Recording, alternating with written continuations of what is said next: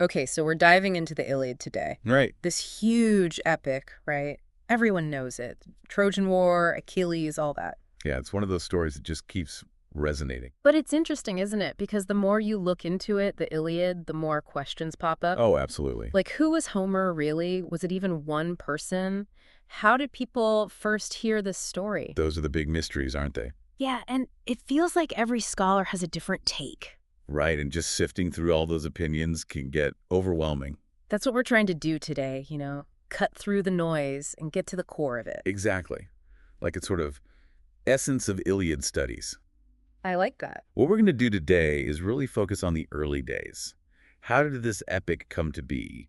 How was it received back then? And luckily, you've brought some great excerpts to help us with that. Yeah, we've got this translation, but it's full of commentary too, so it's like having a guide through the history of the poem itself. Which is perfect, because it's not just about reading the story, it's about understanding how it fits into the bigger picture. Absolutely. So, where do we even start with something this massive? Well, the elephant in the room is Homer himself, isn't it? This almost mythical figure. Right. Did he even exist? Was it a group of people writing under that name? It's funny, one of the sources actually compares it to studying Socrates. You read Plato, you read Xenophon, and you walk away maybe even more confused. Uh-huh. Like, the closer you look, the less clear it becomes. And there's that human tendency, if a story seems too incredible. You just assume it can't be true. Yeah. Like, how could one person create something as epic and complex as the Iliad? And then you have these tantalizing hints about Homer, like the name Melesigenes keeps popping up. Potentially another name for Homer. Right. Yeah, and the stories say he learned all about Ulysses from Mentor, either in Ithaca or Smyrna.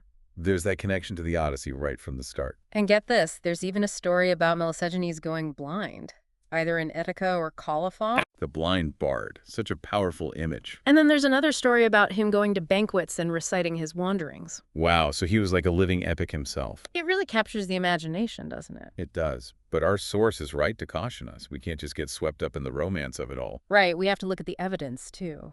And that evidence includes some real doubts and difficulties, as the source puts it, about the whole Homer question. Which leads us to the big debate. Oral tradition versus written text. Yeah, how is the Iliad originally shared? Was it sung and passed down over generations? Or was there some kind of early written version? Our source mentions this description of a blind man, incredibly skilled at his craft, but it adds this caveat that his skill was only possible if he had been conscious that the memory of the bard was only maintained by constant reference to the manuscript in his chest. So it seems to acknowledge both, memory and text. Yeah, it's interesting. Like, even back then, they recognized the interplay between the two. And then there's this whole thing about the digamma. Now, this might seem like a technical detail, but it actually tells us a lot. Yeah, for those who aren't linguistics nerds, what's the deal with the digamma? Okay, so the digamma was this ancient sound in Greek, kind of like a W sound, that eventually disappeared from everyday speech. Right. But what's cool is that you can sometimes still see its influence in the rhythm of early Greek poetry, like in the Iliad. So it's like a ghost sound. Exactly. Hmm. And the argument is that if the Iliad had been written down early on and copied faithfully... That digamma wouldn't have gotten so messed up. Exactly. Because the written text would have preserved the original rhythm. So the fact that the rhythm is off in places suggests that the poem existed in an oral form for a while before being written down. Yeah, it's like a fingerprint of its oral history. That's fascinating. Okay, so let's try and put the Iliad on a timeline. When do we think it took shape? Our source suggests the century before the Christian era, somewhere between 660 and 630 BC. Okay, and what's significant about that period? Well, it was a time of big changes in Greek poetry and music. Like, New forms, like elegiac and iambic poetry, were becoming popular, alongside the older epic style. and the Iliad is written in that epic style, right? Yeah, dactylic hexameter. So maybe it represents an older tradition that was still being preserved. Exactly. And remember, this is a time when poetry was the main way to record and transmit information. Right, it was like their history books and their news all rolled into one. So any big shifts in poetry probably reflect wider cultural changes. Which makes you wonder, if the Iliad was already set in stone by this point, would it have been influenced by these newer styles? Good question. Now, we can't talk about the Iliad without addressing the elephant in the room, right? You mean the multiple authorship theory? Exactly. Some scholars believe that the Iliad we have is actually a bunch of different poems stitched together. Yeah, like a tapestry woven from many threads. But our source raises some interesting challenges to that theory. It points to this one specific metrical feature and how consistently it's used throughout the poem. And the argument is that it seems really unlikely that multiple poets working independently would have been so consistent. Right, that kind of subtle consistency points towards a single artistic vision. Yeah. And the source also brings up an example of an apparent inconsistency in the text. Pylaemenes being killed in Book 5, but then showing up alive and well in Book 13. Oh yeah, that one always throws people off. But the source suggests this might not be evidence of multiple authors, but rather later additions or changes to the text, like Like interpolations. someone editing a movie and adding a scene that wasn't in the original cut. Exactly. So not necessarily different authors, but different editors. The source even mentions Grote, who pointed out that the idea of multiple authors just doesn't fit the overall feel of the Iliad. Right, Grote felt there was too much unity, too much coherence for it to be a patchwork of different poems. Okay, so let's jump ahead a bit. What about Pisistratus and the Alexandrian critics? How did they shape the Iliad we know today? Well, traditionally, Pisistratus, a ruler in Athens, is credited with overseeing a recension of the Iliad, basically an attempt to create an official, standardized version. So, like an ancient editor-in-chief? Exactly. But here's where it gets interesting. Our source points out that the Alexandrian critics, those super smart scholars from Alexandria, Yeah, like the ultimate literary authorities of their time. they came across an Iliad that was already considered ancient. So the Iliad was already a classic long before Pisistratus. Right. And what's even more curious is that these critics barely mention Pisistratus's recension, Almost like it wasn't that big of a deal to them. which makes you wonder how much he actually changed the text itself. Maybe his role was more about promoting and preserving the Iliad rather than rewriting it. Could be. Now, the source brings us back to the poem itself, arguing that the overall style and consistency point towards a single author. What's their reasoning there? They emphasize the lack of modernism in the Iliad and the Odyssey, and by modernism, they mean elements that would have been common in Pisistratus's time. Ah, I see. So if the Iliad had been heavily edited or compiled around that time, We'd expect to see some fingerprints of that era. then we don't. Right. So it suggests a more unified earlier origin. Like the poems are time capsules from a specific period. Exactly. Now let's switch gears a bit and talk about performance. How are these stories actually shared? Our source outlines a fascinating evolution. Okay, take us through it.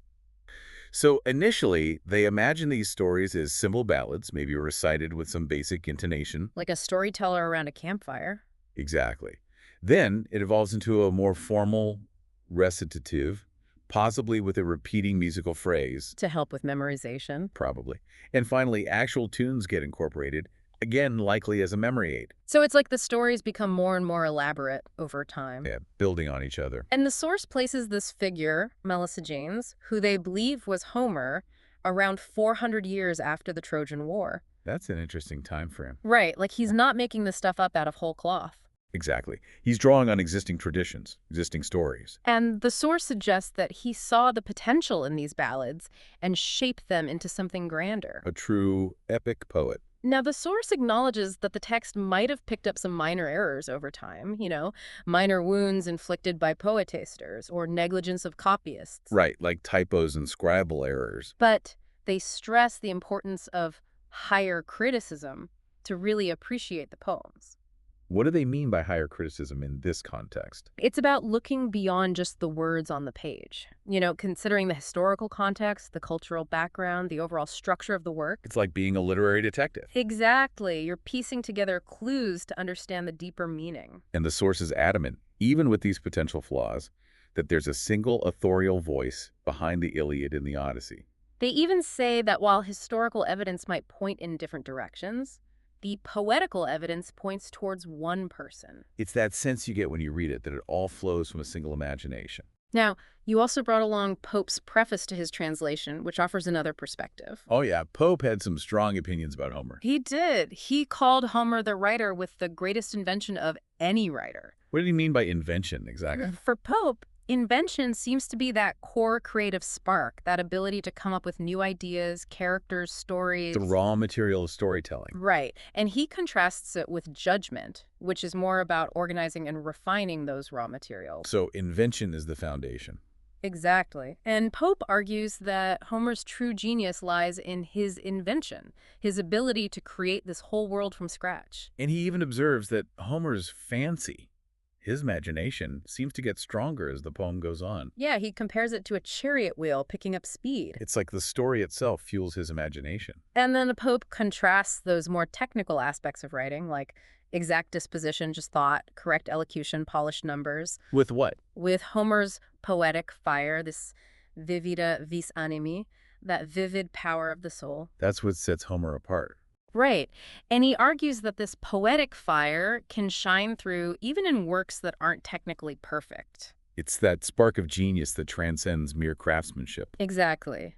And to illustrate Homer's skill, Pope points to his portrayal of courageous figures like Capaneus, Titius, Hippomedon. What does he see in them? He sees a consistency, a parity of character that makes them feel like they belong to the same world. It's like they share a common essence of heroism. Right.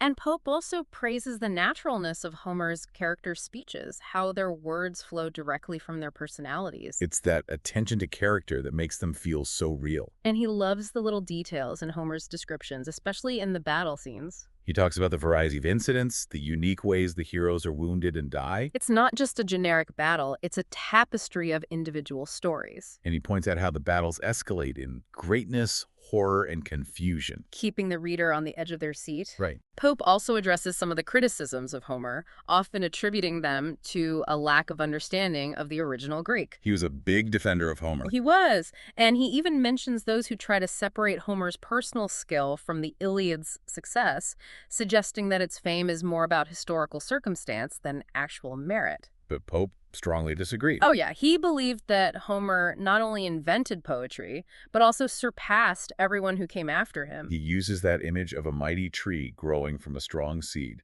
To show how foundational Homer's work was. Exactly. Finally, Pope's preface touches on the challenges of translating Homer. Yeah, like how do you translate divine names and those moral sayings without losing their impact? Right. He talks about aiming for simplicity and avoiding unintended connotations. And he stresses the importance of capturing the unadorned gravity and shortness of Homer's proverbs. And then he has this funny bit about the translator's dilemma with boring passages, basically saying, don't blame me, it's Homer's fault. Haha, right. But then he highlights one of Homer's great strengths, his ability to perpetually apply the sound to the sense. That's a beautiful way to put it. It's about how the sounds and rhythms of the Greek words often mirror the actions or emotions being described. A very subtle but effective technique. And Pope ends his preface with a humble admission that he feels inadequate to truly capture Homer's genius, but hopes his translation will at least make the Iliad more accessible. Which is what we're trying to do here too, right? Make these complex ideas more understandable. Exactly. So we've covered a lot of ground. We've explored the mystery of Homer, the debate about oral tradition versus written text, the dating of the Iliad, and those arguments about single versus multiple authorship. And we've seen how Pope admired Homer's creative genius. And it's amazing that thousands of years later, we're still grappling with these fundamental questions about this epic. It speaks to the enduring power of the Iliad. It really does. And I think understanding these core questions, these origin stories, actually enhances our appreciation for the poem itself. Oh, absolutely. It adds another layer of depth to it. It makes you wonder, what about the Iliad's creation or its early reception strikes you, our listener, as the most fascinating or the most puzzling? What aspect of its origin story speaks to you the most? Maybe revisiting the poem with that question in mind will unlock even more meaning for you. I think that's a great place to leave it. Until next time. See you then.